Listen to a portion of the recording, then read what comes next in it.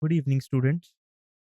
The topic that we are going to discuss today is moving charges and magnetism, NCRT section 4.9.2 to 4.10 and example 4.12. This is disclaimer. So, the learning objectives from our today's topic. After this lecture, you are able to understand how a circular current loop behave as a magnetic dipole and be able to calculate its magnetic dipole moment. Describe the working principle of a moving coil galvanometer, including the role of spring and magnetic field. Explain the relationship between the torque and current in a moving coil galvanometer. Identify key components of a moving coil galvanometer like coil, permanent magnet, spring, pointer, and their function. So, the index of topics that we are going to cover today is 4.9.2 circular current loop as a magnetic dipole, 4.10 the moving coil galvanometer, and example 4.12. So let's begin with the first topic, that is 4.9 torque on current loop magnetic dipole, and in 4.9 section we are going to discuss today's 4.9.2 circular current loop as magnetic dipole. Yesterday we studied rectangular loop, torque on rectangular loop. Now we are going to discuss circular loop, circular current loop as a magnetic dipole. So in this section we consider the elementary magnetic element, the current loop. Okay, so a circular loop that is carrying current, that is very elementary magnetic element, the current loop. Magnetic field at large distances. Okay, we have derived the formula for magnetic field at axis of the current carrying loop at some distance x from the center of the loop. Okay, that derivation we have done in our previous lectures. Now magnetic field at very large distances. Okay, that means that x is very large. Due to circular current loop is very similar in behavior to the electric field of an electric dipole. Okay, in electrostatics or in chapter electric charges and fields, we have derived the formula for electric field at axial line as well as at perpendicular bisector, equatorial line. Okay, due to a short dipole. So now we are going to discuss similar case, magnetic field due to circular current loop, but at a very large distance. In the upcoming slides, derivation of the same is done. So let's begin. This is the diagram showing a circular loop and carrying current I. O is the center of the circular loop, and we are going to find the magnetic field at a distance x, which is very large. We are assuming very large distance. So x here is very large. So at a very large distance from the center of the coil, and B is the magnetic field at a very large distance from this circular coil. Figure magnetic field at large distance from the center on the axis of the circular current loop. For a circular loop of radius r, so this loop is of radius r carrying current, steady current I, the magnetic field's magnitude on its axis is.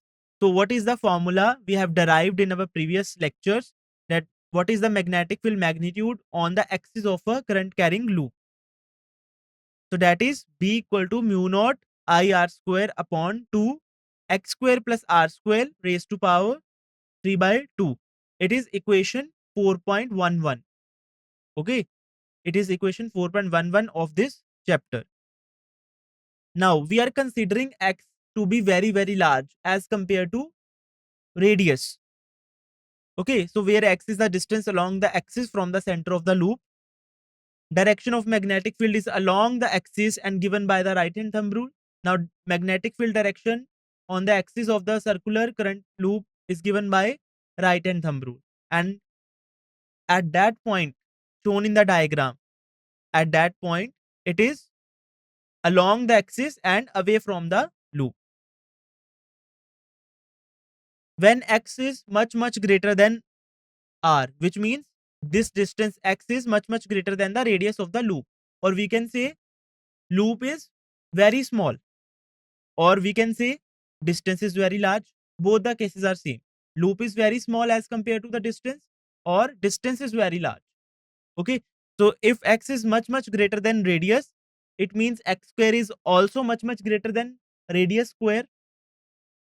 Okay, so the term x square plus r square is nearly equal to x square. We can neglect the r square because x square is much greater than r square. So the sum of both these x square and r square will result nearly equal to x square.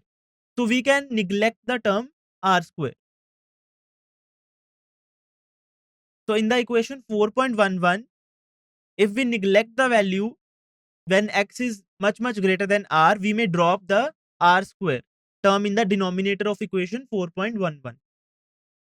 That is, it will become b equal to mu naught I r square upon 2x square raised to power 3 by 2. Okay, after solving the denominator, now x is having power 2 and the whole power 3 by 2. So the powers, both powers will get multiplied. So 2 into 3 by 2, it will result in 3. So it will become x cube. So after simplifying the denominator, magnetic field will become b equal to mu naught I r square upon 2x cube. Got it? This is the magnetic field at a very large distance from the current carrying loop on its axis.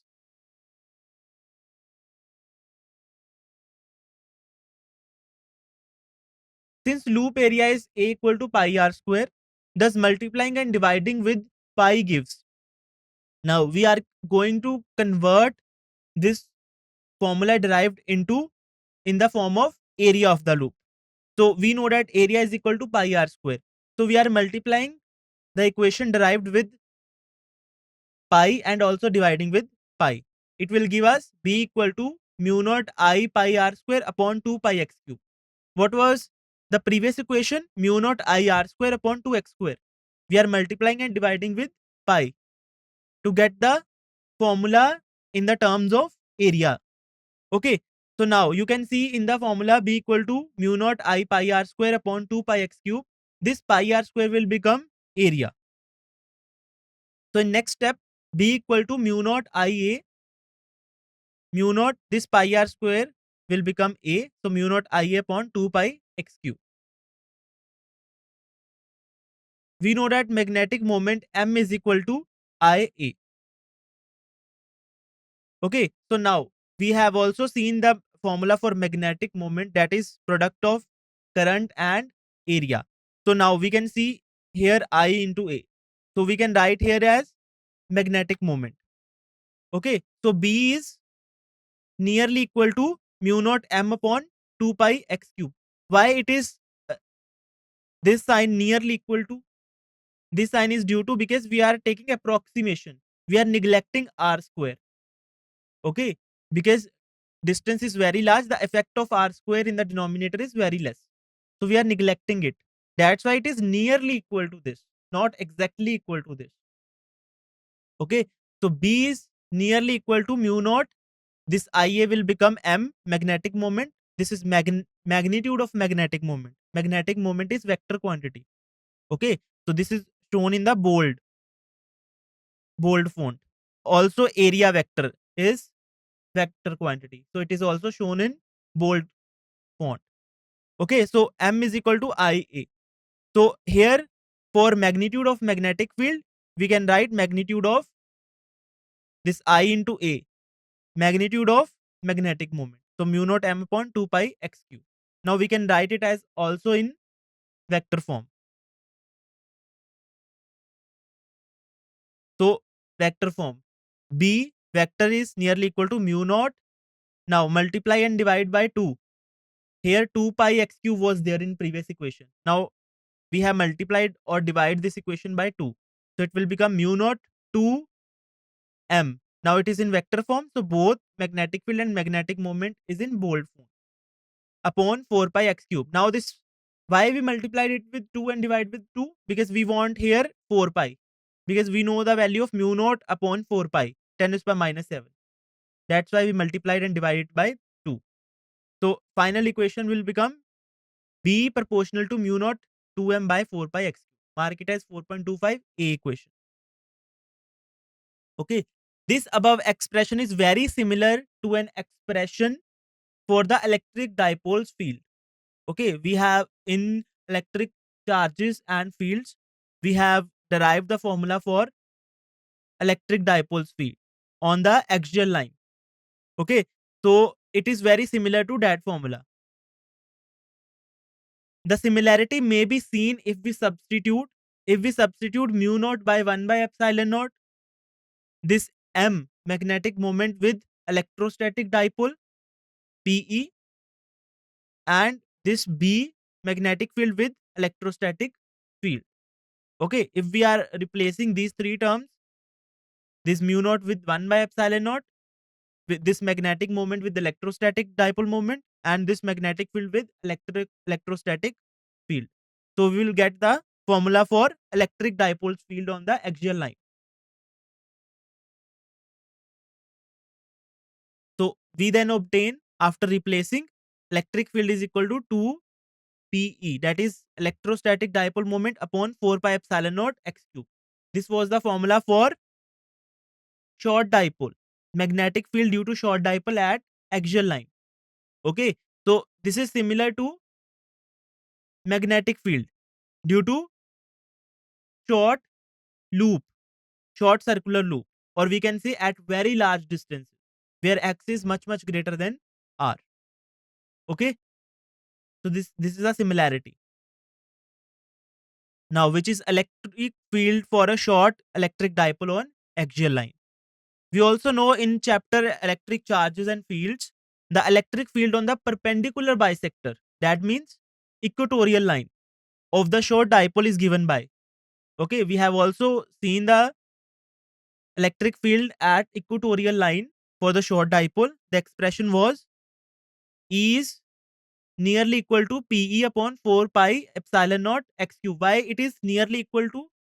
Because we have taken the assumption of short dipole, and we have neglected some term in the denominator, like we done in the this derivation. We neglected the r square in the denominator. That's why it is nearly equal to. It is not exactly equal to. Okay, we have put some condition or taken some assumption. So electric field is nearly equal to Pe upon 4 pi epsilon naught x cube, where x is the distance from the short dipole. Now, similar to that expression, now we have seen for axial line, the expression for electric field in the for the short electric dipole is similar to the magnetic field due to circular loop at very large distance. Okay, now this expression for equatorial line is also similar. We can uh, draw the similarities and derive this, the formula for magnetic field for perpendicular bisector, or we can say in the plane of loop. Okay, perpendicular to loop we have derived. Okay, that is on axial line. Now in the plane of loop, that is perpendicular to the axis of the loop. Now perpendicular bisector of short dipole is given by electric field due to electric field on the perpendicular bisector, this. Now electric magnetic field at the perpendicular bisector of this axial line, or we can say in the plane of loop, we can draw the similarities. So replace Pe with M, replace electrostatic dipole moment with magnetic dipole moment, and 1 by epsilon naught with mu naught in the expression of electric field on the perpendicular bisector of short dipole. Then for any loop in the loop's plane at distance x, where x is much greater than r, we obtain B is nearly equal to mu naught. Now we are replacing electric field with magnetic field, electrostatic dipole moment with magnetic dipole moment, and 1 by epsilon naught with mu naught. Okay, so magnetic field in the loop's plane, in the plane of loop or perpendicular to the axial line, is nearly equal to mu naught m upon 4 pi x cube. And this nearly equal to sign is because we are neglecting the effect of radius. Okay, mark this equation as 4.25. B. The results given by equation 4.25a and 4.25b becomes exact. This is not exact. That's why we have put the nearly equal to sign. Okay, so these results become exact for a point magnetic dipole moment. That means magnetic dipole moment is so small. This circular loop is so small that it is looking like a point magnetic dipole. Very small. I have mentioned in the beginning that we can say at large distances, or we can say this magnetic circular loop, this current carrying circular loop is very small. This magnetic dipole is very, very small. Okay, due to which this X becomes much, much greater than R. Okay, so they have, it is written that thing also. The result given by equation 4.25a and 4.25b become exact for a point magnetic dipole. Okay, these results apply to any planar loop, making it equivalent to magnetic dipole of dipole moment m equal to I. Okay, so these results are applicable to any planar loop, rectangular loop, or any other loop. Okay, making it, because we have considered the m, and m is I into a. Area depends on the shape of the loop. For circular loop, it is pi r square. For rectangular loop, it is length into breadth. Okay, so these results may apply to any planar loop, making it equivalent to magnetic dipole of dipole moment m equal to I. Okay.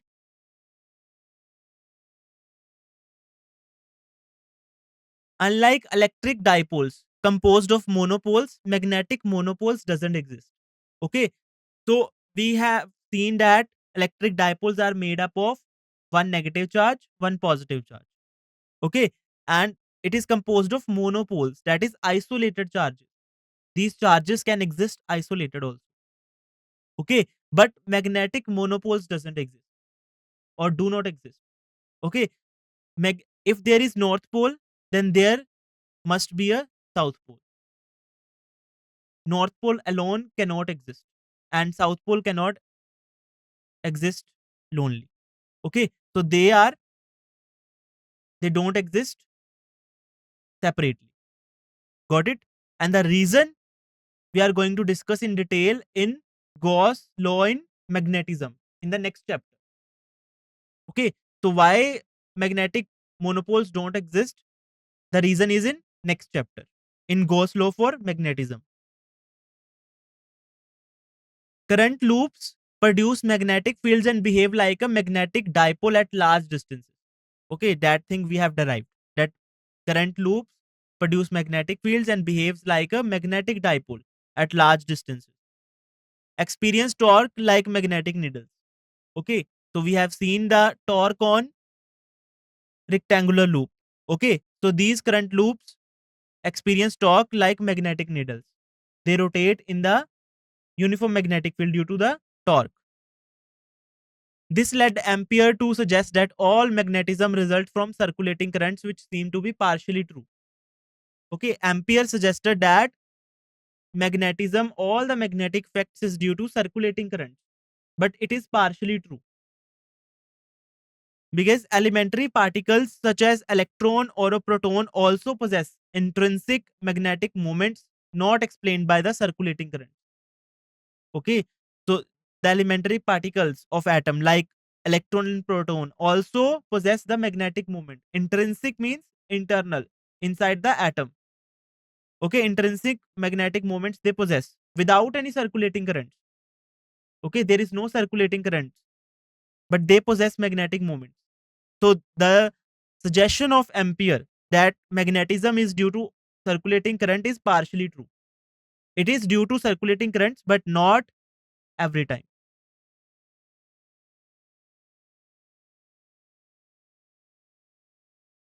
So our next topic is NCERT section 4.10, the moving coil galvanometer. So this is a figure 4.20. You can see the figure of moving coil galvanometer. The moving coil galvanometer, its elements are described in the text. Depending on the requirement, this device can be used as current detector or for measuring the value of current or voltage. Okay, it can be used as current detector to detect the current in the circuit. Okay, it is used in Wheatstone bridge, we have already discussed. Okay, to determine the balance condition of the bridge when there is a null deflection of galvanometer. And galvanometer, zero of galvanometer is at the center. Okay, on the left of the zero there is also readings of current, on the right of zero there is also the current readings. Zero is at center, despite ammeter and voltmeter is having zero at the left hand side, in the leftmost side. Okay, but means if there is a voltmeter and ammeter, their zero will be here at leftmost side. Okay, but galvanometer is having zero at center. On left hand side there is readings of current, there are readings of current, and all on right hand side there is also readings of current. Okay, why this is so? Because galvanometer can detect the direction of current also. Okay, if there is a wire and galvanometer is attached, current is flowing from left to right. Okay, galvanometer is showing deflection in the right hand side. Okay, suppose now if we reverse the direction of current, now current is flowing from wire through right to left. Now galvanometer will show the same amount of current, magnitude it will show the same, but direction it will go to the left hand side. If the current, we are fixing the current 2 ampere, only changing the direction. Firstly we are making to flow the current from left to right. Okay, so galvanometer will show 2 ampere reading, okay, in the right hand side.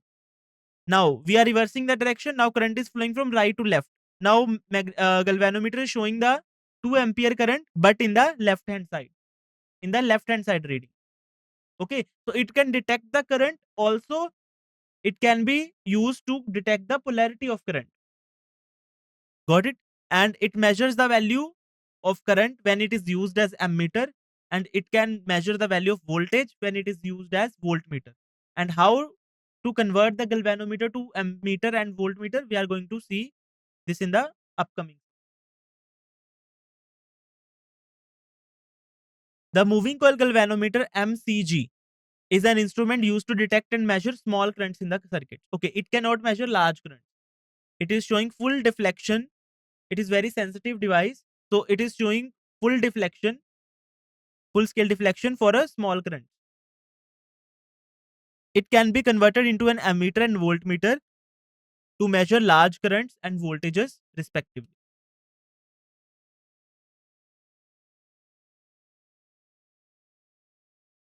So what is the principle of moving coil galvanometer? On which principle it is working? A moving coil galvanometer works on the principle that a current carrying coil experiences a torque when placed in a magnetic field.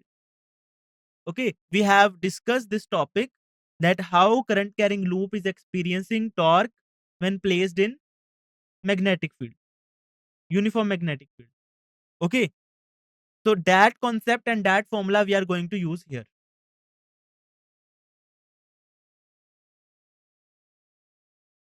So it consists of a coil with multiple turns, okay, that can rotate freely without fixed axis. So this is the coil as shown in the diagram. This is coil, this is 4-lined coil. Okay, so it has multiple turns and it can rotate freely about a fixed axis. This multi-turn coil is placed in uniform radial magnetic field. Okay, what is radial magnetic field? You can see here, these poles are in the form of, these are curved, not straight. Okay, in other diagrams, or generally we use for uniform magnet to create the uniform magnetic field, or for bar magnets, the poles are plain like this, not curved. Now in this case these are curved. Okay, so these are cylindrical poles. Okay, these cylindrical poles are used to create the radial magnetic field. Okay, what is radial? It means for any orientation of coil, there is magnetic field lines that are parallel to this coil. Okay, For uniform magnetic field, straight uniform magnetic field, there is straight lines of magnetic field. When coil rotates, the angle between the area vector of coil and magnetic field changes. Okay, but in radial magnetic field, you can see for any orientation of coil, there exists a magnetic field line along the coil. Okay, so for any orientation of coil, the angle between magnetic field and the area vector of coil is 90 degree. This is the significance of radial magnetic field to produce the maximum torque. Torque is mb sin theta.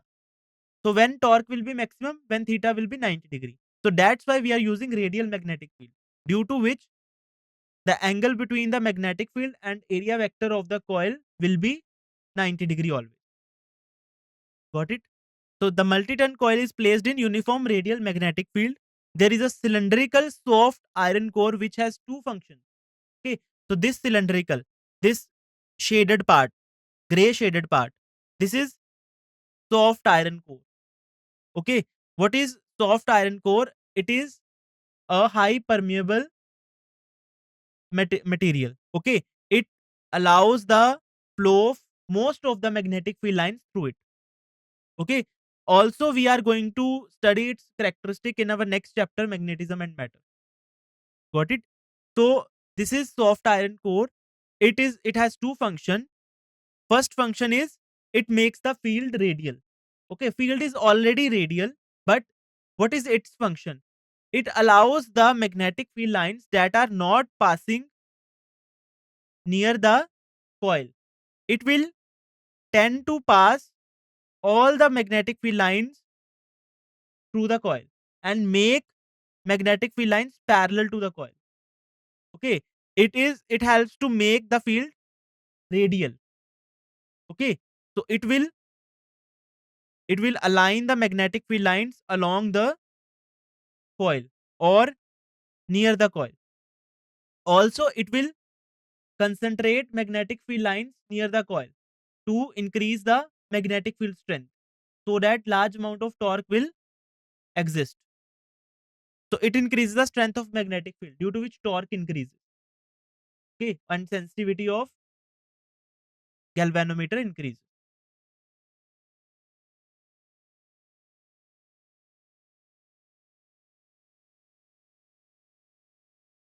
When current I flows through the coil. Okay, now we are going to working. So when current I flows through a coil, it experiences torque tau. That we have discussed the concept of torque acting on the loop rotating in the magnetic field. Okay, same thing we are again doing. Okay, so when current I flows through the coil, it experiences a torque tau that is given by tau is equal to NIAB cos, sorry, sin theta. Okay, but due to radial magnetic field, the angle between the area vector of coil and the magnetic field is always 90 degree. That's why sin 90 degree is 1. So maximum torque is acting on the coil. So tau is equal to NIAB, where the field is radial by design due to cylindrical poles. So sin theta is equal to sin 90 degree equal to 1. So this is very important question that is asked, that why radial field is used in the moving coil galvanometer. So your answer should be due to produce for producing maximum torque when angle between the area vector of the coil and magnetic field always remains 90 degree. Okay, where n is the number of coils, number of turns of the coil, a is the area of the coil, and b is the uniform radial magnetic field.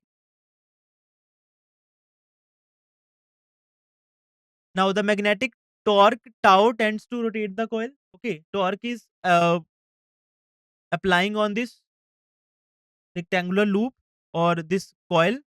Now due to this torque, it tends to rotate a spring. Now this spring is attached to this coil. This one, this curled path, this helical path.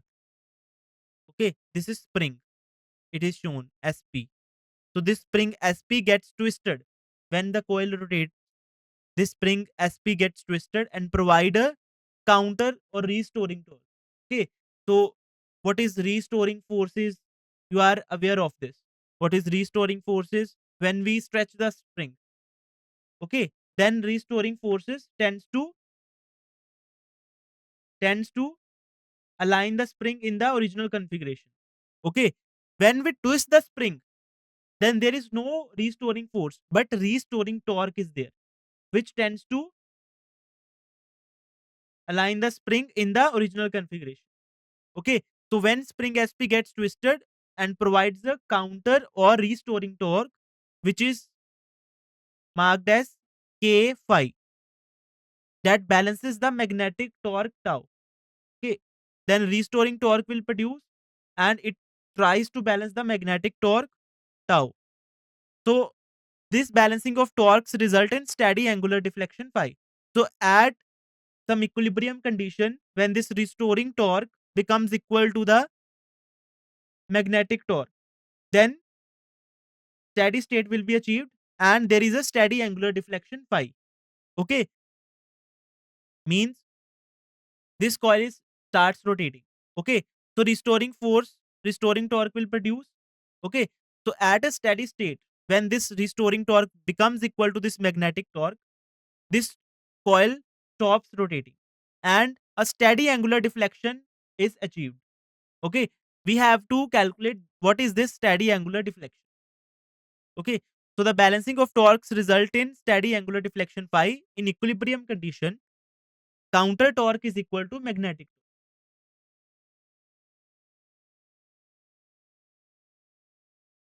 So K phi is equal to NIAB.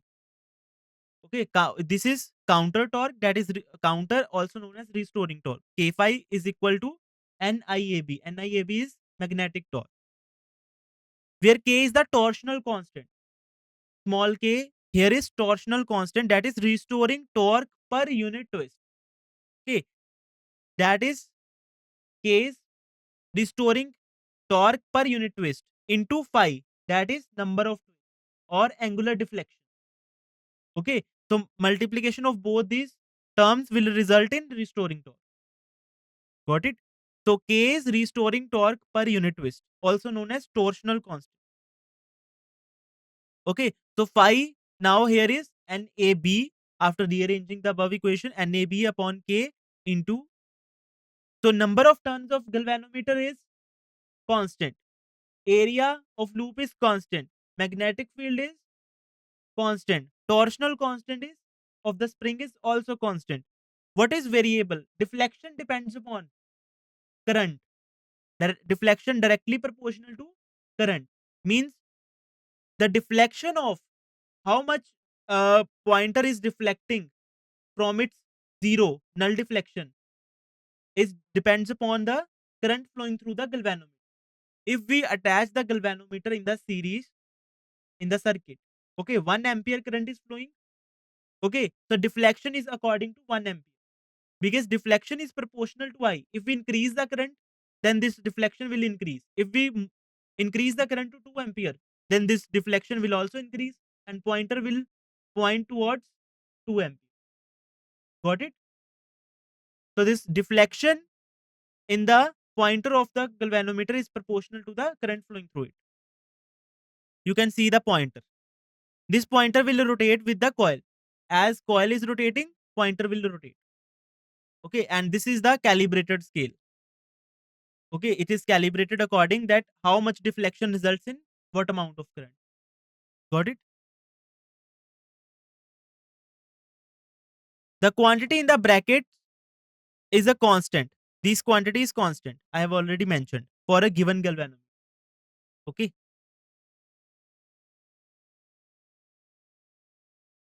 The galvanometer can be used as current detector.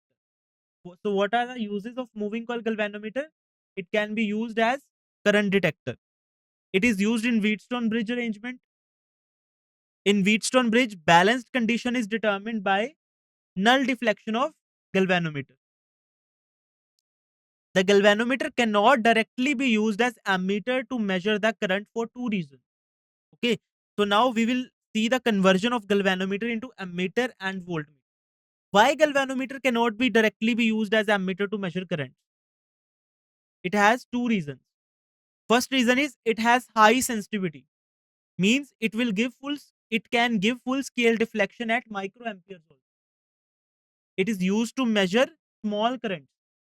It is used for current detector, as a current detector, that if in this circuit current is there or not, it is used to measure current, or can be used as current detector only. Not to measure, it is not significantly used to measure the accurate value of current. It is only used to measure the to detect the current, that is there current exist in this circuit or not. Okay, so it has high sensitivity. Okay, so it can detect very small amount of currents in the circuit. So it can give the full scale deflection at microamperes. It cannot be connected in series in the circuit due to its high resistance.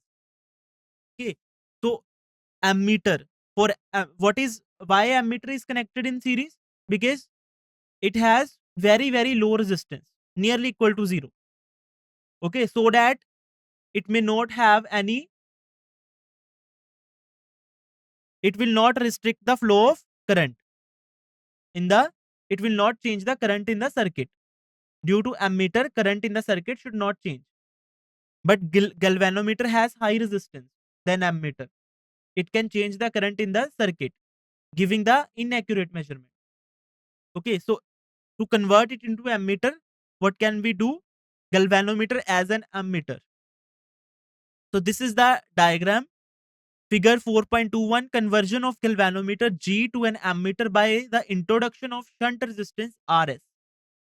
So the resistance that is used to convert it into ammeter is known as shunt resistance RS of very small value in parallel. So you can see in the diagram, this is galvanometer initially. This is galvanometer having resistance RG. Okay. So to convert it into ammeter, we have to reduce its resistance. So we are connecting this galvanometer with a very small resistance known as shunt resistance in parallel. Because we know that in parallel combination, the equivalent resistance will be less than the least amount of resistance. So this RS is very small. Okay. So equivalent will be smaller than this RS, which means nearly equal to zero, very small value of resistance. So it will convert it into ammeter. Also, it will allow large amount of flow through it when it is in initial condition. It has some resistance RG, so it will reduce the current in the circuit. Now we have connected very small resistance in parallel. So large amount of current will flow through this path, through this RS, because there is very small amount of resistance. So current will follow the least resistance path. So large amount of current can flow through this path, irrespective of galvanometer. So we can measure large amount of current. So we can use it as ammeter.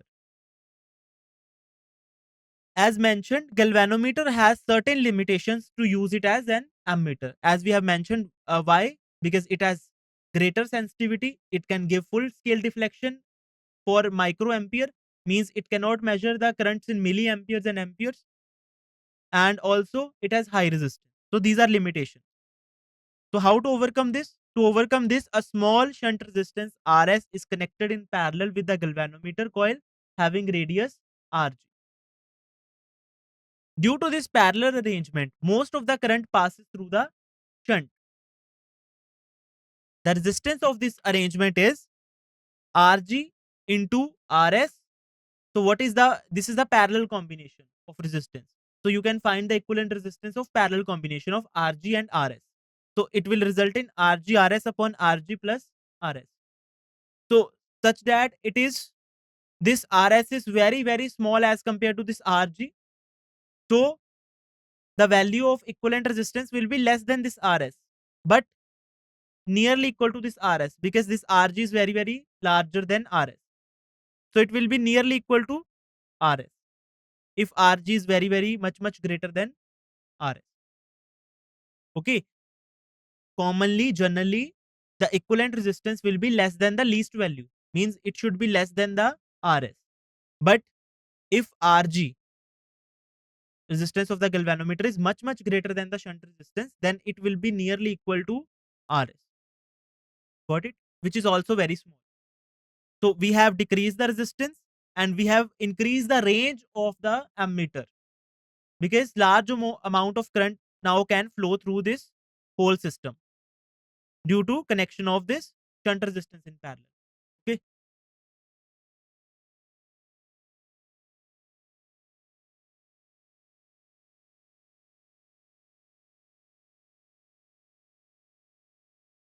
Hence resistance of the ammeter is now very small. Got it? The scale of this ammeter is calibrated. Now we can calibrate the scale of ammeter according to the shunt resistance connected in parallel and its resistance. So the scale of this ammeter is calibrated to read off the current values with ease. The current sensitivity, okay, is of the galvanometer is defined as deflection per unit current. So how much deflection galvanometer is showing per unit current is the current sensitivity of galvanometer. Okay, so it is given by equation 4.26. So current, what is current? What is phi NAB upon K into I? So what is current sensitivity? Deflection per unit current. So we will bring I in the denominator in the left side of the equation. So phi by I is the current sensitivity. This left hand side is current sensitivity, which is equal to NAB upon K. Got it? So what is current sensitivity? That how much deflection galvanometer can produce for a small amount of current. This is current sensitivity. Okay. So how can we increase the current sensitivity? We can increase the area of the manufacturer of the galvanometer can make large area of the coil. This will increase the size of the galvanometer, which is not significant, which is not of our significance. Can increase the value of magnetic field. Okay, since we are using permanent magnets, so we will have a limited amount of magnetic field.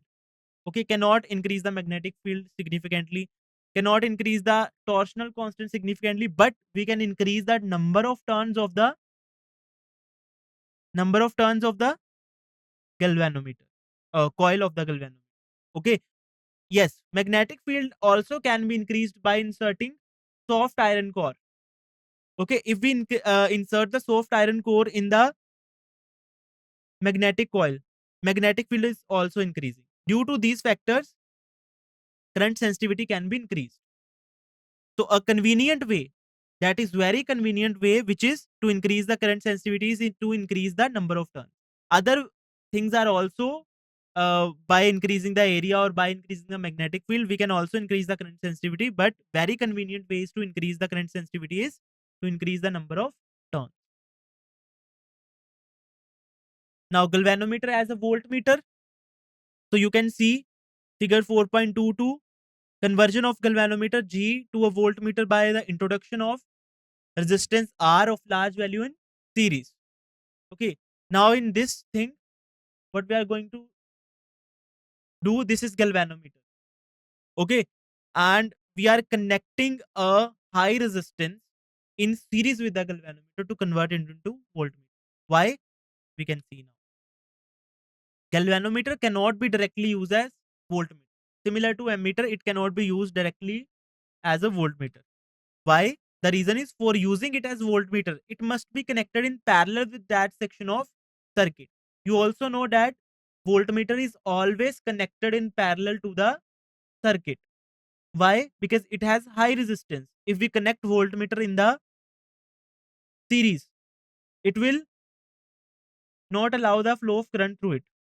Okay, the current in the circuit will be very weak or zero. Okay, so it cannot be directly. So for using it as voltmeter, it must be connected in parallel with that section of the circuit. Also, it should have a very large resistance, nearly infinite, to reduce the amount of current flowing through it. Okay, when we connect voltmeter across any resistance to measure its to measure the potential difference or voltage across its ends. So resistance of the voltmeter is very very large, so that flow current amount of current flowing through it is very very small. Okay, so that the potential drop across the voltmeter should be zero. If there is some potential drop across the voltmeter itself, so the reading it will be getting will be inaccurate. Okay, it will measure the voltage across the resistor will be inaccurate, because it is also measuring the potential difference across its ends also. So we don't want any potential difference across the voltmeter. So its resistance is made very very large, so that there is very small current flowing through it. That's why the potential drop across the voltmeter itself is very very small, which can be neglected. So also, if we are going to convert galvanometer into voltmeter, it should have very very large resistance, nearly infinite, to reduce the amount of current flowing through it. Smaller is the current flowing through it. Okay, smaller is the current flowing through the galvanometer, or we can say voltmeter, smaller will be the potential drop across it, and reading will be more accurate.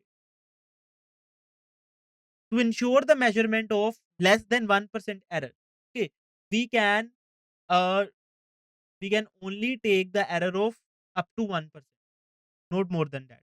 To ensure the measurement of less than 1% error, a large resistance R is connected in series with the galvanometer. So to convert it into voltmeter, so that no current or very very small current is flowing through it, we are connecting a very large resistance R in the series, so that the resistance of this whole system will become very very large. We are connecting very large resistance R in the series, so resistance of this whole system will become very very large. So this galvanometer is now converted into voltmeter.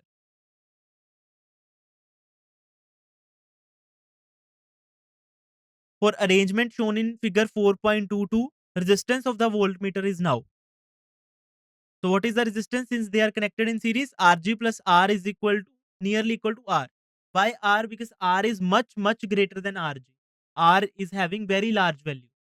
So R plus Rg will nearly be equal to, if we are adding, if the resistance of the galvanometer is 50 ohm, suppose, and we are connecting it with 10,000 ohm or 5,000 ohm. So 5,050 addition of both these resistances will be 5,050. So it will be nearly equal to 5,000. 50 is having not much significance. Okay. So Rg plus R will be nearly equal to R if R is much much greater than Rg. Now the scale of the voltmeter is calibrated to read off the voltage value with these. Okay. Now voltmeter is also calibrated according to the resistance connected in series. Okay. To find the voltage. The voltage sensitivity. Now there was current sensitivity. Now voltage sensitivity is defined as the deflection per unit voltage given by equation 4.26.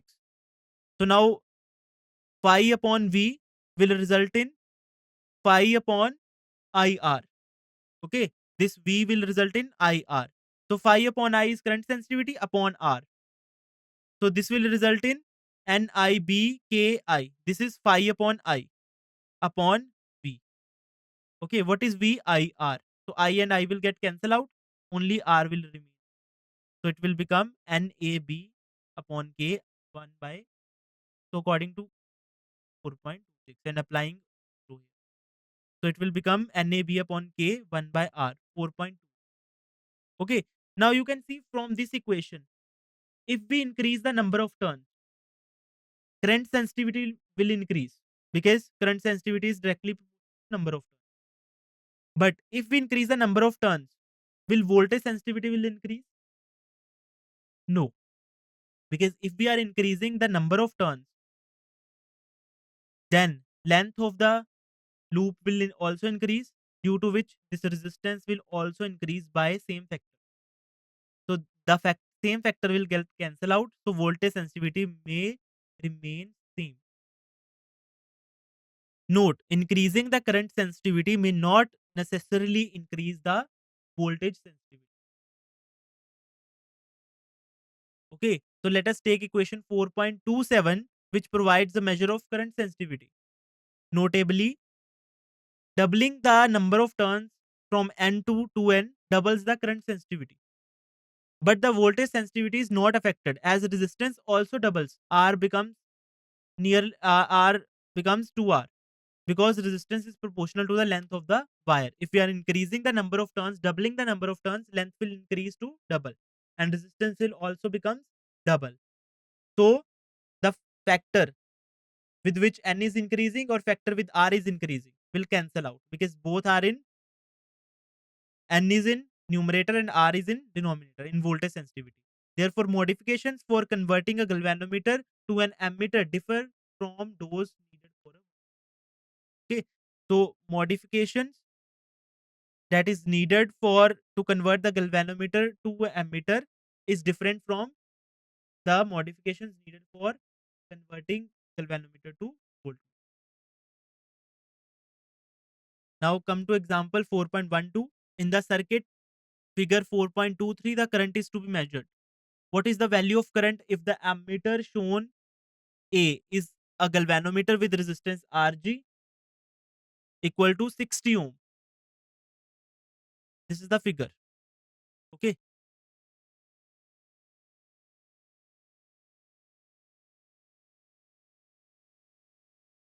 So A part.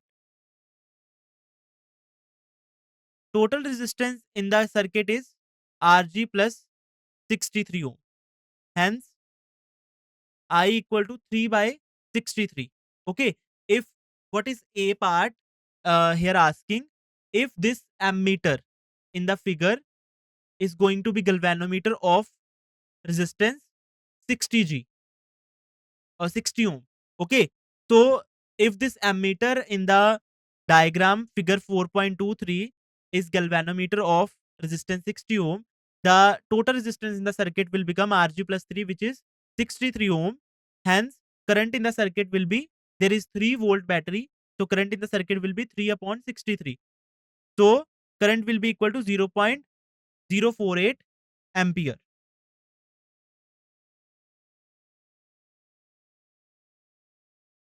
Okay. So now we will see B part is a galvanometer described in A. Okay, in A part, it was asked that what is the value of current if ammeter shown is a galvanometer with resistance Rg equal to 60 ohm.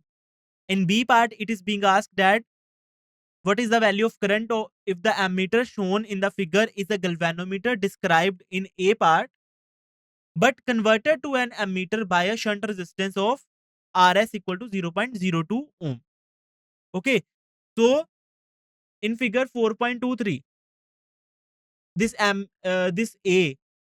this ammeter is galvanometer which is converted to ammeter by connecting shunt resistance of 0.02 ohm. Okay, for this B part, resistance of the galvanometer that is converted to ammeter is by parallel combination Rg Rs upon Rg plus Rs. Okay, 60 into 0.02 upon 60 plus 0.02 equal to nearly equal to 0.02 ohm. Okay, so total resistance of the circuit is now 0.02, which is the parallel combination of shunt resistance and resistance of galvanometer plus 3 ohm, that is external resistance, equal to 3.02 ohm. So current through the circuit will be 3 upon 3.032. So current will be 0.99 ampere. Now C part. In the circuit figure 4.23, the current is to be measured. What is the value of current if the ammeter shown is an ideal ammeter? What is ideal ammeter? Which is having zero resistance. Okay. So now in C part, we are assuming this ammeter as ideal ammeter with zero resistance. So for ideal ammeter with zero resistance, I equal to what is the total resistance? 3 ohm. What is the voltage of battery? 3 ohm. 3 volt. So 3 by 3. So current will be 1 amp. Okay. So let's have a quick recap. A circular current loop acts as a magnetic dipole with magnetic moment. Mu is equal to NIA. Okay. So this magnetic moment M is equal to NIA, where N is equal to number of turns, I equal to current, and A is equal to area of loop. So moving coil galvanometer works on the principle that a current carrying coil placed in a magnetic field experiences a torque tau is equal to NBI. For small deflections, deflecting torque is balanced by restoring torque of the spring. Current sensitivity of galvanometer is equal to phi upon I, which is equal to NBA upon K, where phi is deflection angle in radius for current I. There are some practice questions. First question, what is the formula for magnetic moment of current loop? Explain how the principle of torque works in a moving coil galvanometer. What is the radial magnetic field used? Why is radial magnetic field used in the moving coil galvanometer? How can a galvanometer be converted into an ammeter or voltmeter? What is the current sensitivity of a moving coil galvanometer? Thank you. But we have to do the DPP section also. So don't leave the meeting now. Okay, first question. Rectangular current loop of area A carrying current I is placed in a uniform magnetic field B. The torque acting on the loop is. I am marking randomly now. If you want to answer, you can comment in the comment section.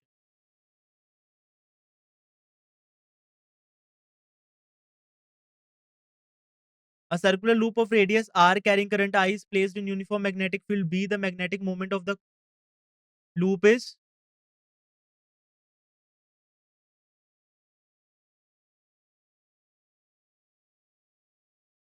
A current carrying coil in a magnetic field experiences the torque. The orientation where the torque becomes maximum is when the angle between the magnetic moment and magnetic field.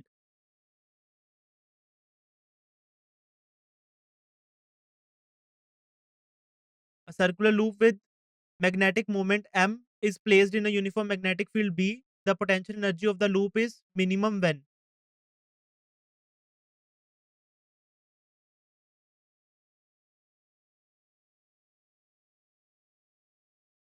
For a current loop in a magnetic field, which statement is correct?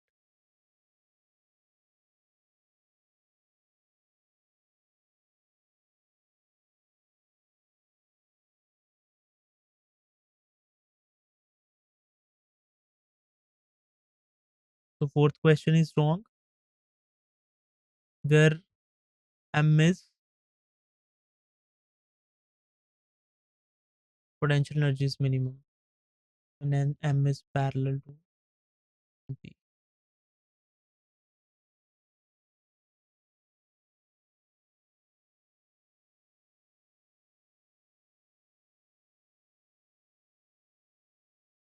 Okay, minus MB.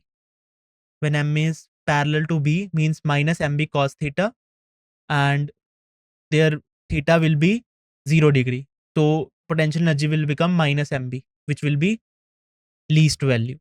Okay, other questions are correct. So thank you. I hope you enjoyed the session.